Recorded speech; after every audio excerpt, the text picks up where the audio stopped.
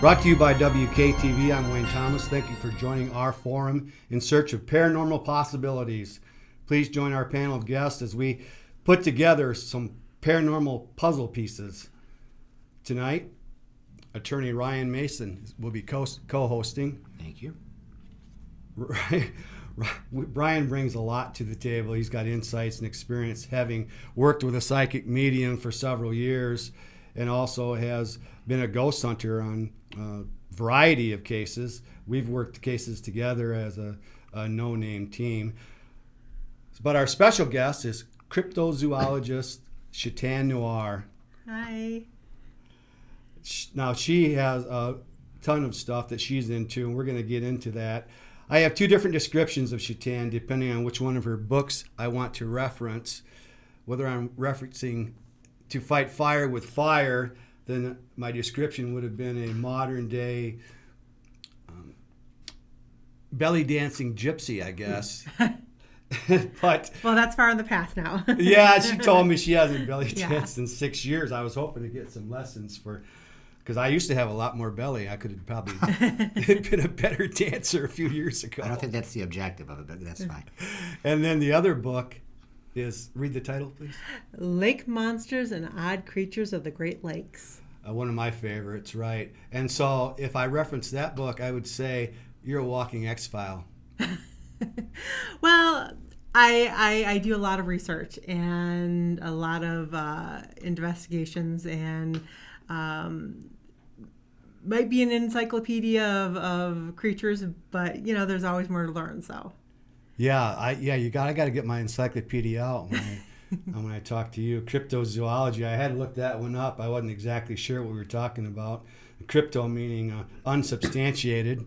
Zoo would be animals, and ology would be the study of. So you put those all together. But before we get into our guest anymore, I'd like to thank, as always, Gene Gregory, fastest finger in West Michigan. Yeah, Gene brought fans with him. And I'd like to thank demonologist Beverly Fish for her appearance on our last podcast. Beverly talked about the dangers of her kind of work, the precautions and protection people can take. And then we always end with our final thoughts, so you guys can get a little bit of warning about that. Ooh. So, our final thought. It's unscripted, and then we had a conversation that revolved around individual own sources of power and protection. So thanks, Beverly Fish. Keep fighting the fight. We all love you. We missed Afterlife Road. They were supposed to be here. It gives you a chance. If you haven't checked those guys out, get on their Facebook and look at the films these kids from Michigan State are putting together. It's real professional. And so they are going to be on the show. I don't know exactly when. But and then probably Lakeshore Paranormal. They're definitely going to be here in our next podcast. But I want to start out with this poem. I know Ryan's going to think I flipped. He's going to think he showed up for the wrong show. Rather than paranormal, we're at the Poet's Corner. But by the shores of Gitche Gumee, by the shining big sea water, stood the wigwam of Nokomis, daughter of the moon Nokomis. Dark behind it rose the forest, rows of black and gloomy pine trees, rose the firs with cones upon them. Right before it beat the water, beat the clear and sunny water, beat the shining big sea water. Now, Shetan, tell everybody I haven't flipped out. There is some significance to that poem. Well, Gitche Gumee is actually the Native American pronunciation or name for Lake Superior, which is our biggest, deepest, scariest lake of the Great Lakes. It very much has its own personality and its own lake monsters. Yeah, Gitche Gumee. I looked some stuff up. Great inland sea, big sea, huge water. That was the Ojibwa, or how do you pronounce that? Ojibwe. They came up with the word. Yeah, 32,000 square miles of surface acreage. It's the largest freshwater lake in the world. So, and then more shipwrecks in the Great Lakes than any other bodies of water combined. So these are just some fun facts that you will find in that book over there. I picked this up in grade school when most kids are going outside to play. I had to stay in and learn Longfellow's Song of Hiawatha. So I was a bad boy. But Actually, it should have been named something other than the Song of Hiawatha. It should have been named Nana Buzo or Nana Buzo. Yes, you're going for the right pronunciation. He is one of the Manitou, but Manitou doesn't just refer to a human-shaped spirit. Manitou is in everything. It's in the grass. It's in the trees. It's in the sky with the clouds. It's in the rocks. It's in the thunderbirds. It's in the lake monsters. It's part of all creation and part of all life. Oh yeah, and there's kind of like magic in the water too. I know you talked about like water people.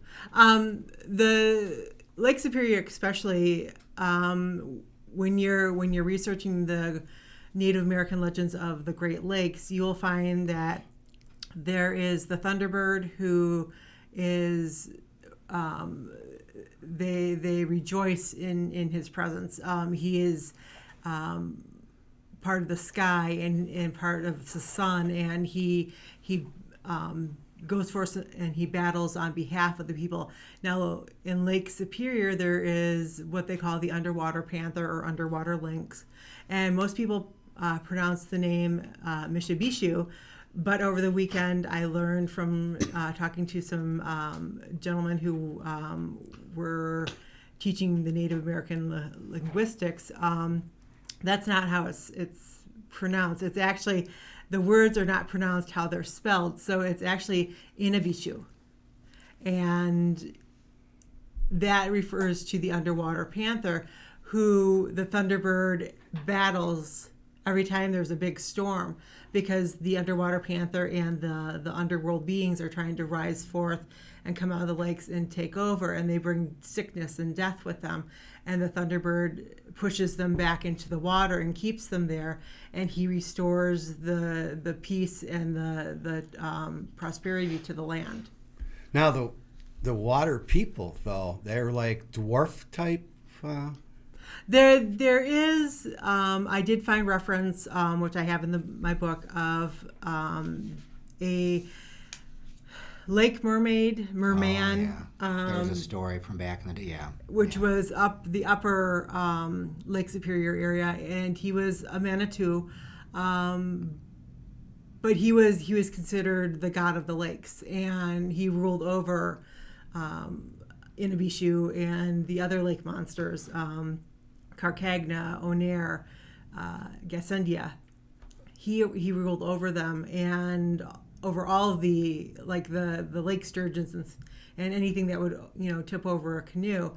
And if he was seen by any of the native people, they knew that something bad was coming. And on the one account that I have in the book, a Native American woman who was traveling with the white fur traders, they saw him, and she said, no, we need to get further up on shore. We need to make camp further up. And so she wouldn't walk anywhere near the beach because she knew that the storms were coming. And the native or the white settlers didn't exactly believe her. So a storm did come, and it lasted for 4 days and 3 nights. And she actually survived it, and some of the settlers who were with her survived it. But it was one of those things where she warned them, no, we've seen him now, and he knows that we've seen him. We need to get as far up on land as we can, because the water's coming, whether it's from the sky or it's from the lake. It's coming.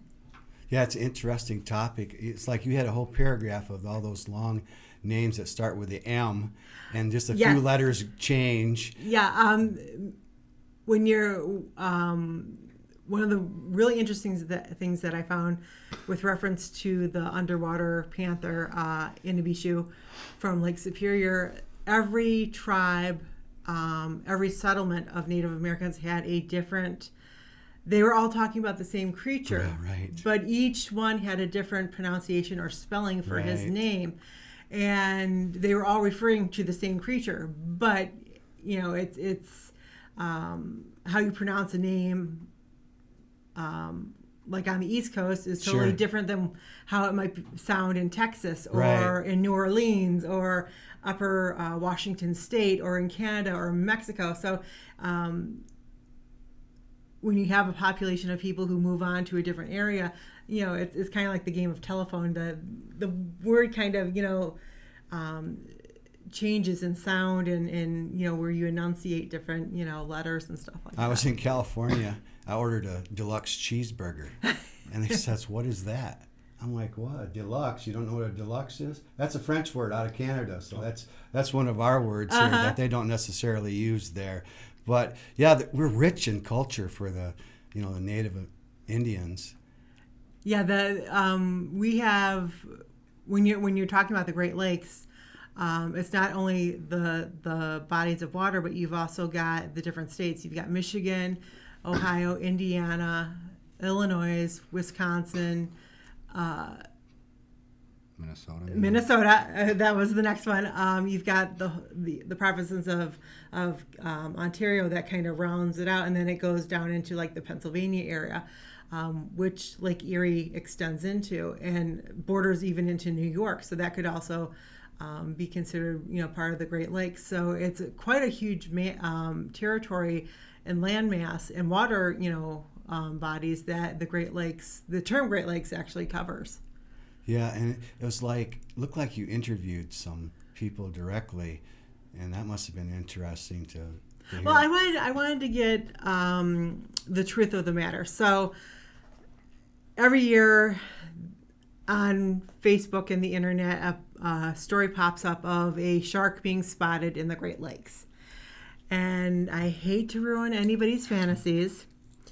Not that too many of us fantasize about Jaws, showing up. But the only shark species that could do that would be the bull shark. And there's only three ways that they could get in. Up the Mississippi River, which is a no-go because of the silver carp issue. Right. They have gates, they have dams, they have locks to try to prevent them from getting into the Great Lakes, because once that happens, they're going to overtake all of the game fishing. The other way is through the St. Lawrence River, which is it shallows out to the point where a shark of that mass could not swim up it. And then the other would be is if somebody intentionally released one. Which, yes, bull sharks can survive in fresh water for as long as they want. The thing about it is they're a subtropical shark. Right. They need like Florida coastal temperature waters, Louisiana, coastal waters, Lake Michigan, Lake Superior, Lake Huron. Those only get so warm until like really you have to wait till August for it to be like bathtub warm. Mm-hmm. And then depending on the wave activity, storms that come through, it drops the temperature significantly. Yes. So in order for a bull shark of any size to live in our Great Lakes, they'd have to be swimming close to the shoreline so that they can navigate the sandbars, but still stay in the warmer, sun-warmed water and still have access to predator or, prey fish. But a lot of people like to go in the summertime and hang out on the beaches of the Great Lakes. So if that was the case, there would be hundreds of reportings. Right. There is one report that comes from the 1955 era in the Chicago area, because they do have beaches that go around Chicago. They have lots of, strong currents and waves though, but there was a gentleman who was supposedly bit by a shark. Witnesses did see a dorsal fin flying, swimming away through the water. The thing is, I reached out to archivists who work for libraries, who do research and stuff like that. There was never any medical report of anybody going to any hospital in the Chicago area with a shark bite. Oh, yeah. And the other thing that's interesting to note is our lake sturgeon also has a dorsal fin. Right. I want to get into that because not only do you talk about legendary monsters, you talk about real life things that are in the lakes, like the bull shark, the sturgeon, which continues to grow. Oh, yes, As long as there's yes. room, they continue to grow. And they've actually, because of conservation efforts, they've actually made a comeback. So they are getting to the massive proportions that 6 they foot? used to in like the 1800s. 200 pounds. Yeah. There's some pretty big ones out there. And what a lot of people don't realize is like the lake sturgeon, the alligator gar, they're very hard to bait and hook because of the way that their mouths are formed. Right. So when you're talking a 6 foot, fish, that animal or that fish has been around for a long time. Right. They've learned how to snatch the bait and swim on without taking the hook. And then carp is another giant. Yes, Real and life. that's why they're like the silver carp are huge. And if you've ever seen the video footage of when they go in the boats up and down the Illinois River and the Mississippi River, these things just fly out of the air and Right, I've they seen smack those. into everyone, and Yes. that's a danger in and of itself. But the fact is they repopulate so quickly that if even a handful of them get into the Great Lakes, your trout, your bass, your salmon, all of that is going to be decimated because they will essentially eat all of the vegetation that those species exist on. Yeah. And they will do it. I thought that was interesting how you included that. And then not only that, like fossils. Oh, Fossils yes. of I whales. love the fossil records. Yes. I mean, how can you deny that? Yes, I love the fossil records because if you're going to start any research into cryptozoology, the best place to start is the fossil records and to see what was living in your area. Now, with the Great Lakes, we're kind of at a handicap because what happened when the glaciers came through, they kind of scraped everything Yep. down like you scrape off a plate. And so a lot of the species that they're finding fossils of south of us might have possibly been Great Lakes creatures, but because of the glaciers, and the glaciers were huge, they were massive, so they had the means of just, and then with the Great Lakes, unfortunately, they will never go dry. So we will not, I don't care We're not gonna know what's how at the many bottom. people take waters. You're never going to know what exactly is at the bottom of the Great Lakes because they are such huge bodies of water and they will never go dry. Because as long as we have rain and snow, that's what refills the lakes. And so as long as those, even have like 100 feet of water, which it's never going to go down that far. Yes, the tide, the coastlines will change, but you're never going to get to the bottom of the Great Lakes. So there's no telling what fossils could have been down there. Sure. And it's Still down there. And for fossils to even form, it's a very special circumstance where the animal has to die, and then immediately there's a mudslide that covers it and preserves it, and then stuff gets packed on top of that, and then along comes earthquake or storms and wind, and it erodes away until the fossil's exposed, and a person comes upon it and is like, oh, hey, we have fossils. Speaking of fossils, and then I learned so much out of that book.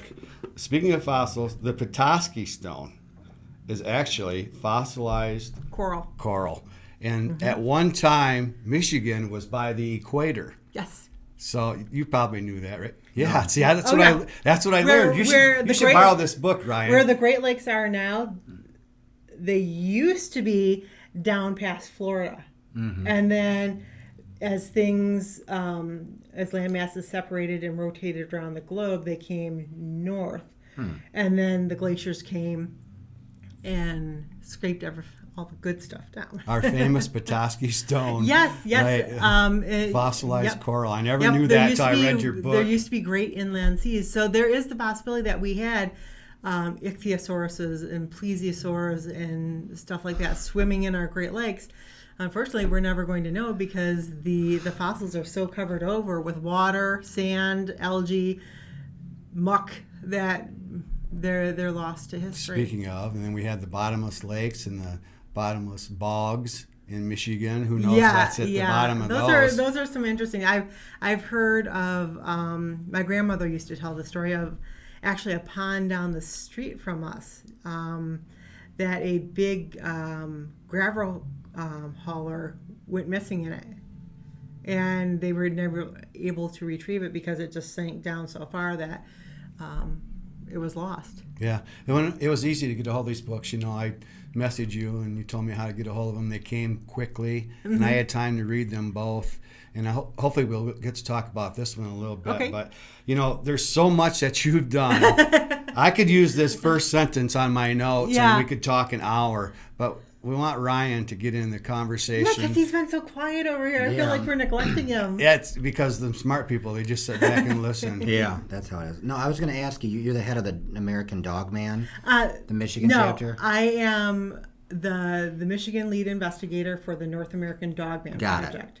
Okay. Do you guys actually go out looking for Dog Man? Or? When I get reports, I will read through the report because it's usually sent to me from somebody at the head organization of the North American Dog Man Project, and I will look through the report. I will look at the information that they give, and if it seems like there's something there, then I will follow up with a questionnaire of my own that the people have to fill out, and then once they return that to me, I will start the investigation process. And generally, it involves going out and getting the actual eyewitnesses, reports, and having them take me to the location and show me exactly where the sighting was. And I do I like a paper trail because I like to refer back to things. And I normally will take a couple of other investigators with me because different people pick up on different things. Sure. So, and then there's also common sense. Like I've actually gone on investigations where the person said, "Oh yeah, we have dogman sightings all the time in my backyard," because the person had some livestock and stuff like that. Well, I get there and it's actually the location of her property is very small, but she has it grandfathered in that she can have these farm animals. Sure. But behind her are big, huge houses, and to the other side there's a subdivision. And I'm like, okay, so where's the dog man hiding? Well, that tree right there. Okay, we're talking a tree about this. Right. And I'm like, okay, so what else can you tell me? And so there's he's a good hider. Yeah, there's a graveyard here and stuff like that. And I'm like, okay, I don't think you actually have a dog man sighting. I think what you have is a witchy wolf, which is a whole different thing, and is more of the paranormal, supernatural element, because witchy wolves essentially guard resting locations for Native American so it's a spirit? cemeteries. It's a spirit, yes. Well, that's what I was going to ask. Is the general consensus by those who believe in dog, is it a physical thing they're thinking or a spiritual thing? Or most people believe that the dog man is physical because it does leave tracks, and people have found the tracks, and they've heard the vocalizations. People have seen them, in the woods, and right. most people, when they have the initial contact, think, "Oh, it's Bigfoot," until they get a closer look and they realize Bigfoot doesn't have pricky ears and doesn't have a long tail or a snout or a snout, and these are key elements to distinguishing between dogman and Bigfoot. So they're a actual creature, but a lot of us believe that they're interdimensional, that they know how to go from one place to another without being seen. So they're on that fringe element of interdimensional, whereas I believe the Sasquatches, for the most part, are physical. They walk the woods, and they're but even researchers who study the great apes. The great apes can be there one day, and then the next day they hike into the woods to that location, and they're completely gone. Well, legend says, and they show up, 20 miles away or 5 miles away in a totally different location. And you're like, what did you do? Did you walk all night to get here so that I couldn't find you? Legend says they only show up in the years ending in 7. The Dogman or the Sasquatch? Dogman. Dogman. That is more of the Latin American werewolves. Okay. Where it's the 7th son, and they haven't been baptized, and they have the ability to turn into a werewolf. I got a description of a werewolf. It's like 7 foot tall, blue eyes or amber eyes.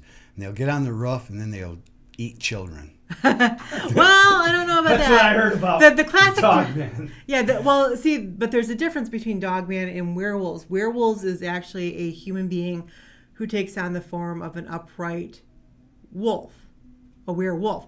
Dogman does not change its form. Dogman stays Dogman and is a very apex predator. Fearsome howl.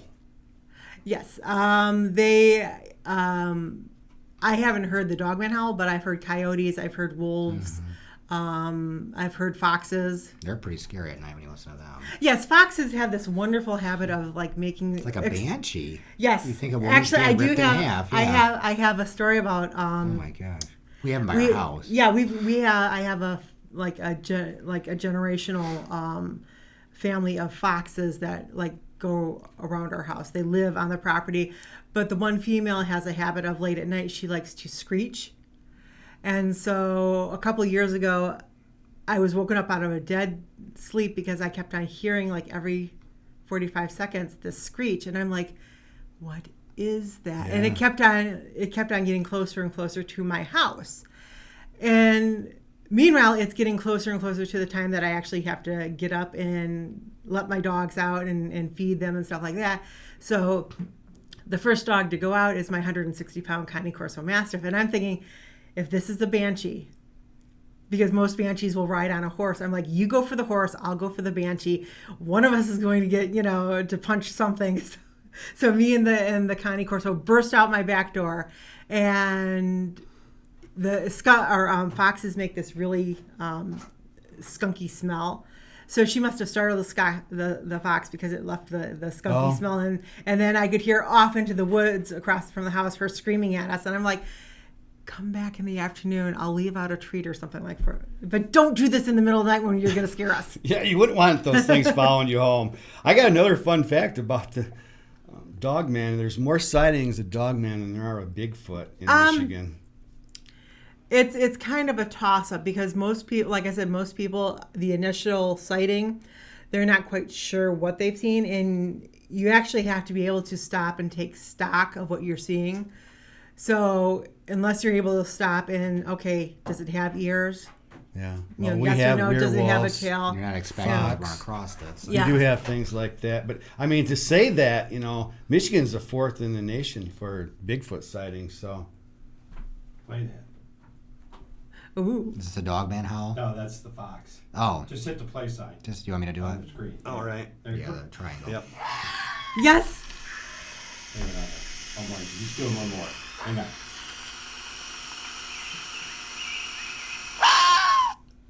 That scares you at night. You think somebody's being stabbed. Yeah. Waking up out of a sound sleep to that right outside your bedroom window. He's like, what's following me home? Yeah. It's like I said. I thought, like man, that. the Banshee's here, and it's going to take somebody, but we're going to fight. We're going to give it a fighting chance, to battle it. So.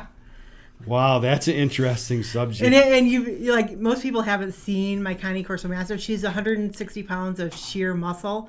I used to drive a Jeep Wrangler that she would pull down our driveway. One of the biggest dogs in the world, isn't it? Park.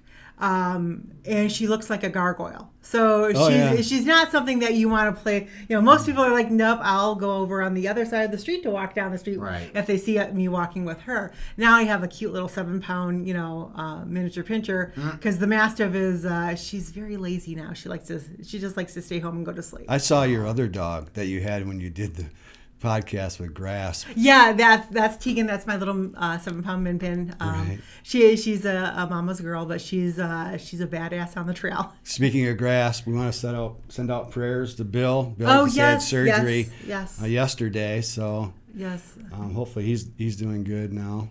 I heard that that they were very positive that he was gonna take a turn for the better. So. Yeah, you can't keep him down very long. No.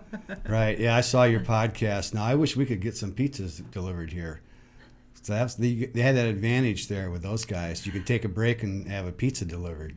They didn't do that. They didn't do that for you? No, we had they brought in fried chicken. I'm like, yeah, with this dog, I'm like, yeah. she'd be taking, and I don't call that chicken. I call that like Thunderbird. Oh, so. if you've seen my post on Facebook for the last week, it's always fried Thunderbird sandwich or Snallygaster Parmesan sandwich or, something of that nature. I like that kind of sandwich. So, Ryan, anything else that you want to pick off this list Dogman was a good one. Yeah, well, back to that. I mean, I've heard they're cited a lot out by like Manistee. Like, we're going to Traverse City next week. The radio station up there actually had a DVD you used to be able to get. It was very much a skeptical take on it. But I remember going to the radio station, talking to the lady, and she kind of was like rolling her eye. You know what I mean? And but we drive through the Manistee Forest to go up there. I'm always looking out the window, and I'm telling my wife, and we haven't seen one. But is that like a common area? Where do people tend to run into them? Yeah, so the best way to find like Bigfoot or a dogman, drive your backcountry roads and go hiking, preferably with people or, someone that runs slower than you. I've heard that so many times. Right. And I'm usually the slower person. Oh, no. Yikes. So you got to find somebody that's runs slower. I carry bear mace with me there you go. just in case. Right. But those are your best locations because what a lot of people don't realize is for a eyewitness report to be made, that means that you've seen the creature, you've come back to civilization, and you've made a report of it. Right. So just because there's no reports coming from an area doesn't mean that there's nothing there. It just means that nobody has encountered it yet. They could be all over that area, and yet for whatever reasons, people don't hike these trails or because it's physical activity. And in Michigan, we just have woods and occasional waterfalls. We don't have the cool rock formations and stuff like that we do south of us in Ohio and Indiana. Like for me, it's like if I'm going to do a 3-mile hike, there better be something cool to look at at some point during that hike. Not just tree after tree after tree after tree. Right. That gets really boring and full of ticks. Are you camping out, Ryan? No, we will go to the Sleeping Bear Dunes a day, though. That's a great hiking. It's very densely visited, so the odds of seeing something strange. How old's your son now? 6.5. So we take him up on the Empire Bluff Trail, and you look out over the lake. It looks just like looking out over England, or the lakes, by you know what I mean, or looking out over the sea in Ireland. It's gorgeous, but it's very crowded. And it's a heck of a workout, and we're going to take on some new trails this time. And we're mainly in the city, though. We just want to be outside and get away from all this junk. Right. Well, what I'll say is whenever you're in an area that has cornfields, some woods, if it can support a population of deer, that means it can therefore support at least 2 or 3 apex predators. Whether that's a bear, whether that is wolves, whether that is cougars, Bigfoot, dogman. Right. If you have deer in the area, then you have the ability to support a population of apex predators because that is a main food target. Deer are cute to look at, but they're stupid as hell. Anybody who's ever driven along any roads and seen so many dead ones along it, it's like you would think that most species will evolve to evade their predators. Or the dead ones would. The gene pool would. Yeah, I know. Yeah, and deer are like headlights. Hi. Yeah, hot up on them. They're on camera. I'll pick one out from your list of topics. Flying cryptids. Oh, yes. Okay. Here we go. That needs a definition, maybe. So my next book that's coming out, it should be available in July 2019, which is like next month because we're already into June. So I will have coming out a new book, Mothman and Other Flying Creatures of the Midwest. It's going to be put out by Dark Moon Press. And in it, I start with the fossil record of the pterosaurs because I have come across a lot of modern day pterosaur reports and sightings, but a lot of people don't realize that we have here in North America alone, we had over 75 different species, including the biggest pterosaur that ever flew the skies, Quetzalcoatl neuropia, who had a wingspan of at least 36 feet. What state do I need to stay out of? Yeah. Well, they claim that he was most of the fossils came from like the Texas area, but when you have something with a wingspan of of that length. That's creepy. What exactly is going to stand up to it and say, oh, you can't fly north? I'm sorry. Right. That's out of bounds. No, it's going to go wherever it wants to. So I start in the fossil records of pterosaurs, and then I move to more recent history with thunderbird sightings, and I document the different natural species of birds that have massive wingspans, including the Argentavis maleficent, which was from Argentina. It had a 24-foot wingspan, similar to the modern-day Andean condor. But once again, even though it's from Argentina, what is to prevent this bird from flying north? And because birds migrate. every predator follows its prey. So if you have prey that's going north for more lush, spring and summer grasses, and then they come south when the snow and the cold weather comes, they're going to follow the easiest lifestyle that they can. The food supply, like you say. So, and I give like the fossil records of what each of these species was, and some information on wingspan description, and then I go into actual eyewitness reports, and then at most of the ends of the chapters, I have expert interviews. So it goes pterosaur, thunderbird. I actually have an individual chapter on Argentavis because he's so huge and massive. And then the Native American thunderbirds. And that chapter talks about not only the thunderbirds, but their beliefs in the eagles and their beliefs in the owls, because they're very, very different. Eagles were highly respected, and they thought that were very prosperous and good. Owls had a different meaning. They were of a darker nature. They brought sickness and doom. So, and then I have a interview at the end of that chapter with a Native American storyteller who also has a background in paleontology. You give up too much. I'm not going to have to buy the book. And so that book's going to be a lot like this one then. I think this book tops out at like 110 pages. The Mothman book is about 210 pages. And I try to cover, because there was 10 months of research that I went in. 2 months of it was just pterosaurs. Looking up the different pterosaur species and where they came from, and the different people who had found them. And then I cover things like the snallygaster, which it's an interesting creature because it comes from the Ohio, Pennsylvania area. But what is it? It's called the snallygaster, and it's a creature that the moonshiners actually made up and told grandiose stories of, because they didn't want the law enforcement officers going. This was during Prohibition time. Sure. They didn't want law enforcement going into the woods and finding their steals. Mm-hmm. So they would make all these elaborate sounds and, have smoke clouds going into the air and fire, and they would tell everyone, oh man, the snallygaster, we saw it while we were out hunting squirrel. And it was, it chased us through the woods, and, but they came up with this elaborate story of these snallygasters that were to keep the everybody out of the woods from finding their moonshine stills. And it's folklore, it's urban legend, but it's a part of the flying cryptid history, that these creatures maybe they weren't real, but they made them sound real enough to everybody that was around them. And then the final two chapters of the book are the Lake Michigan Mothman from the Chicago area, and then the very well documented Mothman from West Virginia that was involved in the Silver Bridge collapse. And there's so much history and so many eyewitness reports about that creature alone.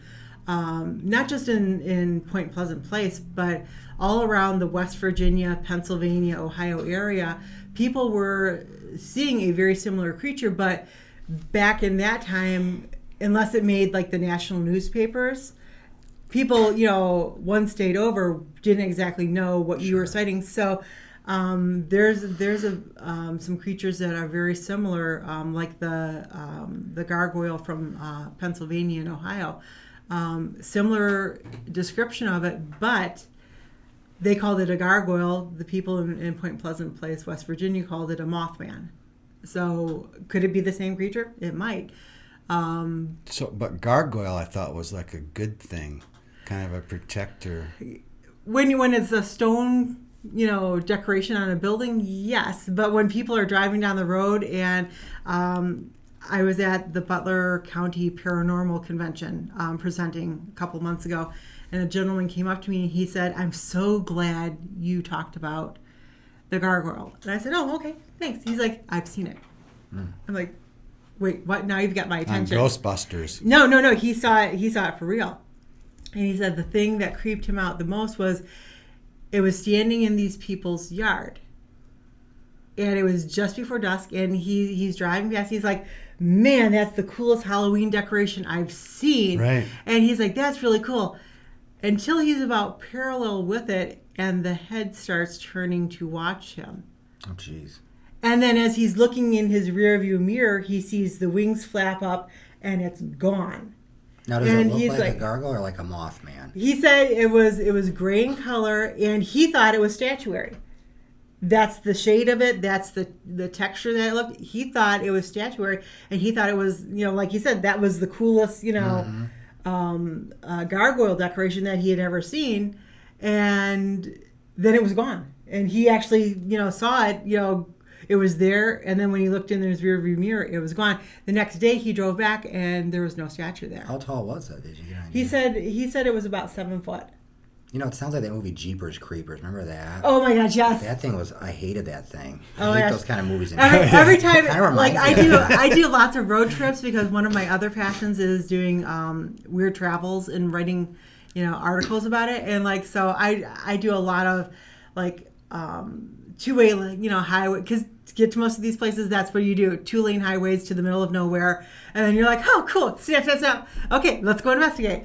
And so you're driving through these rolling, farmlands and stuff like that. And you're like, this reminds me of that movie. And it's just me and my dog. Yeah. And I thought you were describing your dog until you said it had wings. No. I thought that was your big dog. No, she's black in color.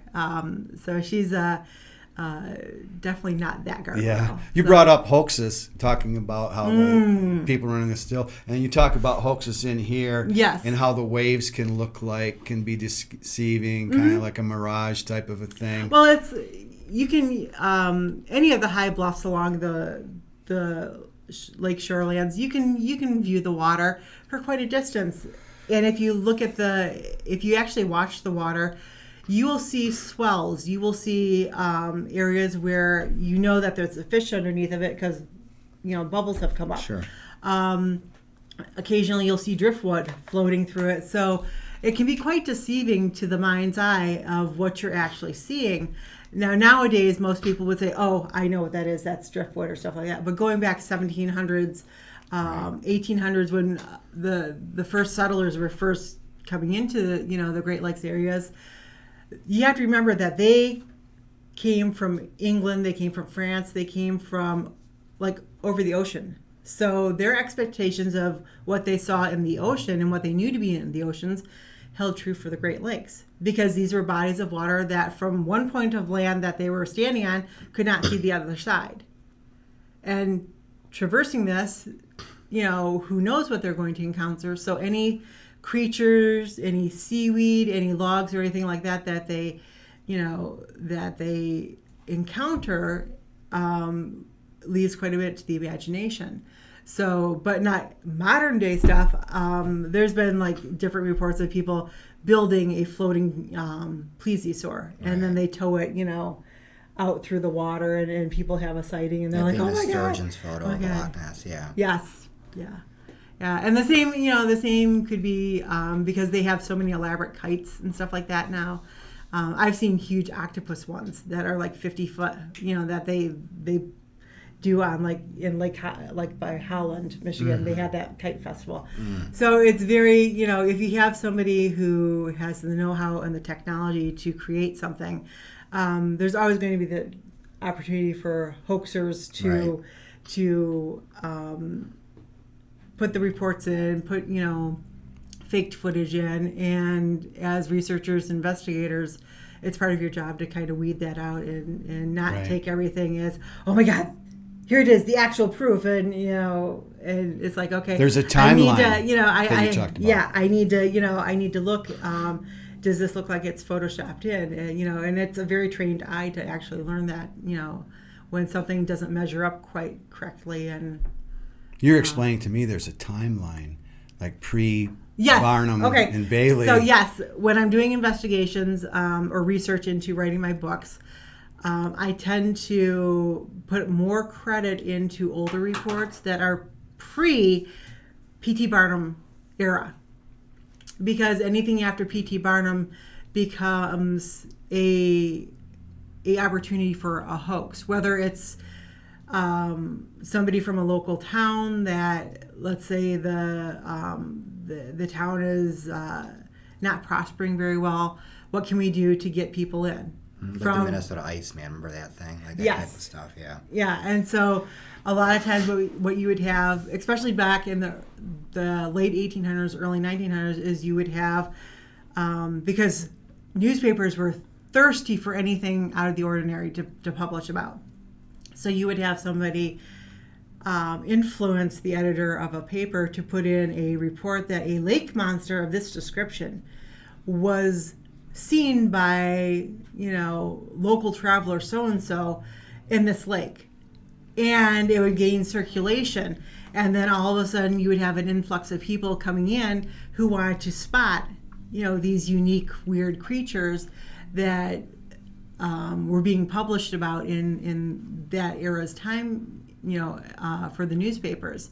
And just like when the circuses used to come to town, that was a huge deal, because early, 18th century Americans may or may not have seen a live real elephant, right, or gorillas or seals or stuff like that. And anything that was unique like that, if they could fit it onto a circus wagon, it went on, display and rode along with the circus. So they're more apt to sensationalize today. You like the reports that come out of the 1700s.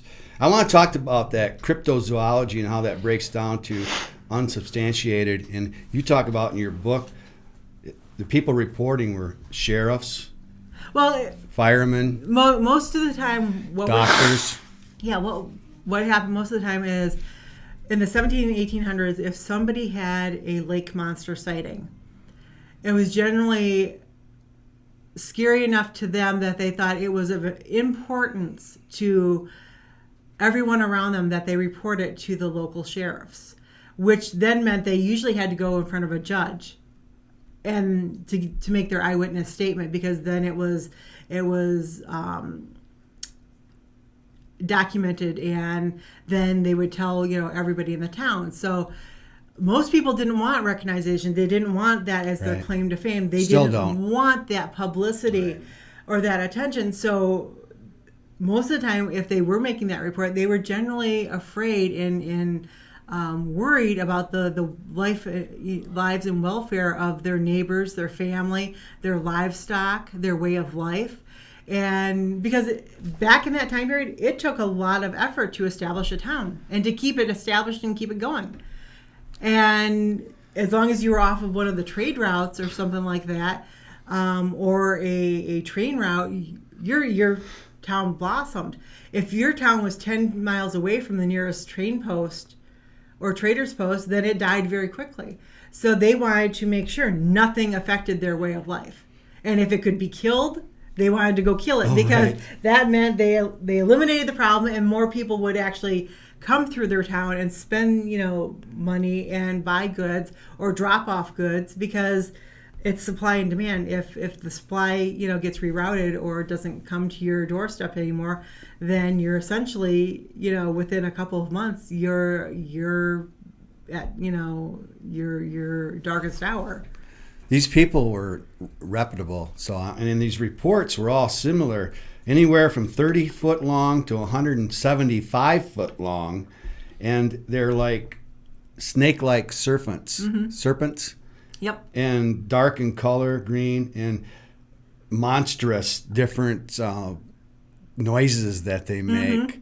But they all seem similar to me, and that's all. Like I say in this book, there was so much that you covered in that book, and different aspects. I tried to. Right, and then one of the things I want to get to this real quick is the Lake Michigan Triangle, and you can draw the line. If you're on the radio, you're going to have to pay attention. From Benton Harbor up to Ludington, and then over to Wisconsin, which is Manitouk. Yeah, okay. It's right. I'm glad you're here. You actually have to go, because it's the peninsula that sticks out, you actually have to go into Green Bay along the peninsula. And there's so many ships that have sunk there that it's actually called Death's Door, because there's a lot of sandbars and stuff like that. So now they have better navigation. But that triangle, the car ferry that runs from Ludington to Manitouk, actually runs along the top of that. And for a reason, or they just want to stay out of the triangle?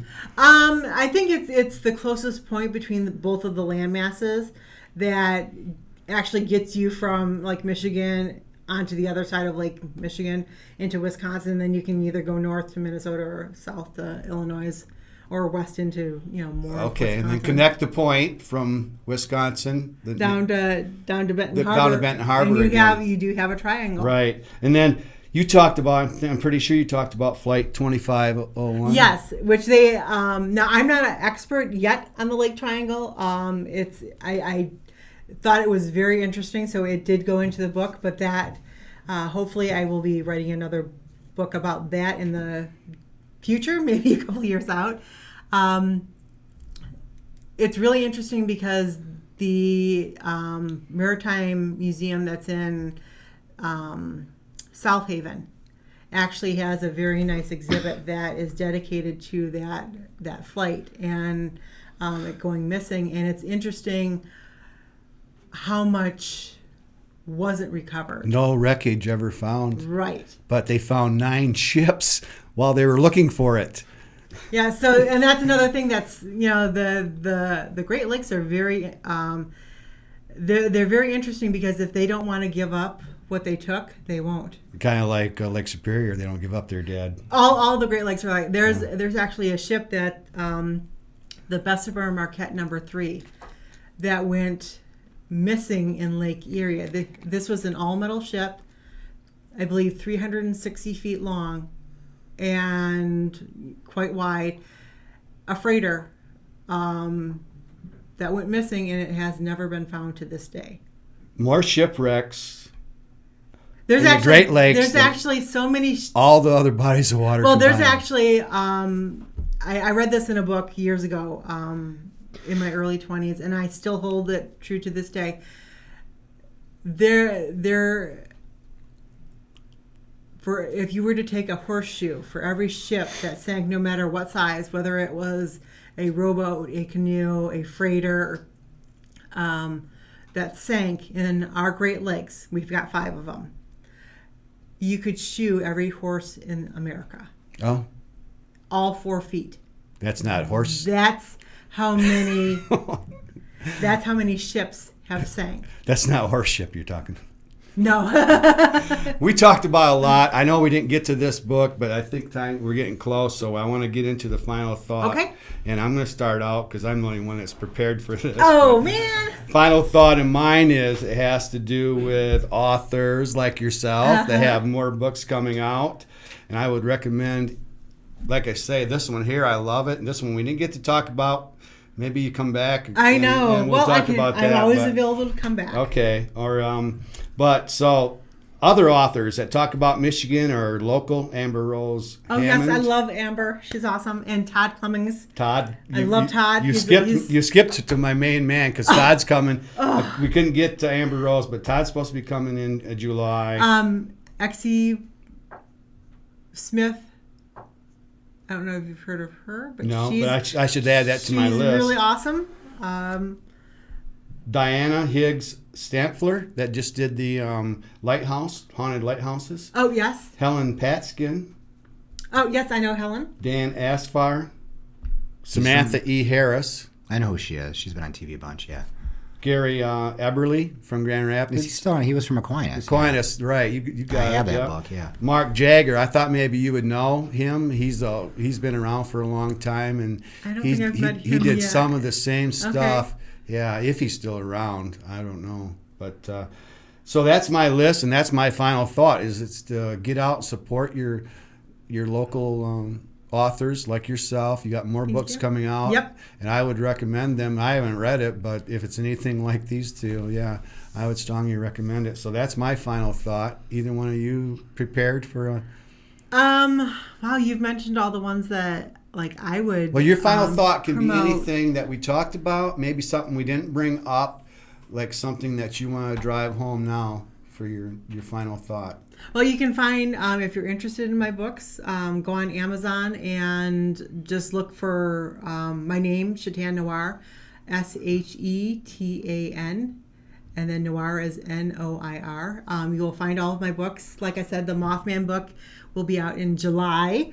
So a couple weeks from now, everybody's got their fingers crossed, when it comes out. And then you can find me on Facebook at the same Shetan Noir, and I look forward to hearing from anybody. I run a couple of different groups, Great Lakes Center for Unexplained Events and Phenomena, the Michigan chapter of the North American Dog Man Project, and a new group that I just started, and that's Canine Unit Cryptid Hunters, and that's for anybody who uses dogs or service trained canines to do paranormal or cryptid investigations. Liminal Abyss podcast, you're still doing that? that? Yes, that will be starting up soon, Into the Liminal Abyss podcast.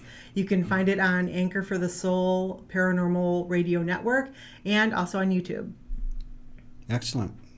Ryan, final thought? Just real quick, I just want to say what a nice a privilege it is to be in an era where there's so much information on this stuff. When I was a little kid, 30-some years ago, get into this, there was maybe 2 or 3 books at the bookstore, maybe 1 or 2 at the library, usually skeptical. Fate magazine. That was, There were no TV shows, no podcasts, no social. It's just great now. There's so much information, and you got to sort through the quality. But if you're fasting, just keep reading. I probably read 3 or 4 new books on this stuff every month, and there's always more out there, and people give them to me, and again, not everything's equally credible, but it's just great to expand your mind and get into stuff. Right, yeah, it's keep an open mind when you go into it. Real quick on this book, I thought, this was like a recipe book, and then you said something similar, I think, in the preface or something. I am a hoodoo practitioner, and when I write my book on hoodoo magic, to me, a spell should read just like a recipe because that's universal. Everybody understands how to do a recipe.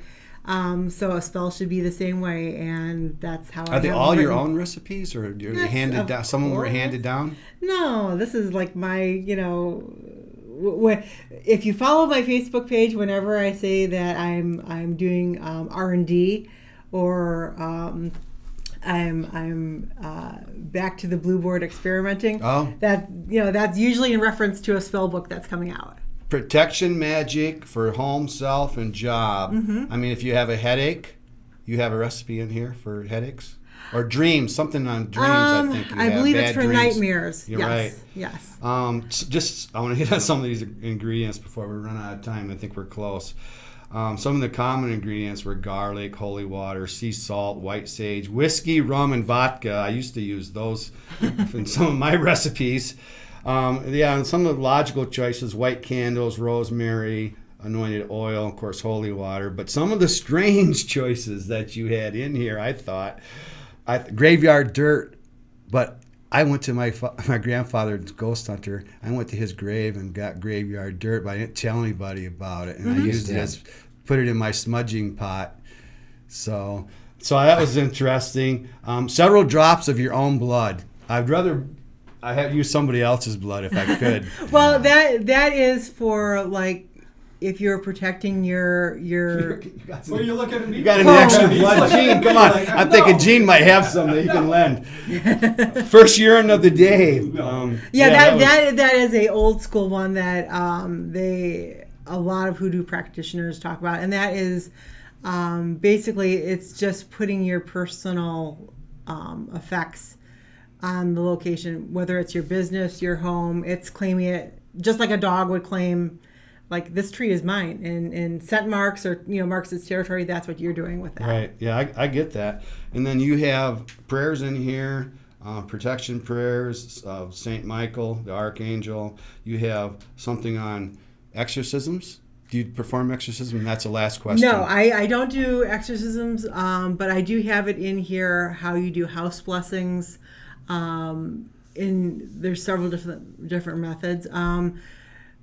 For stuff of that nature, you really need to, like, for an exorcism, I give you a walkthrough of how it's done so you can anticipate, what to expect during it.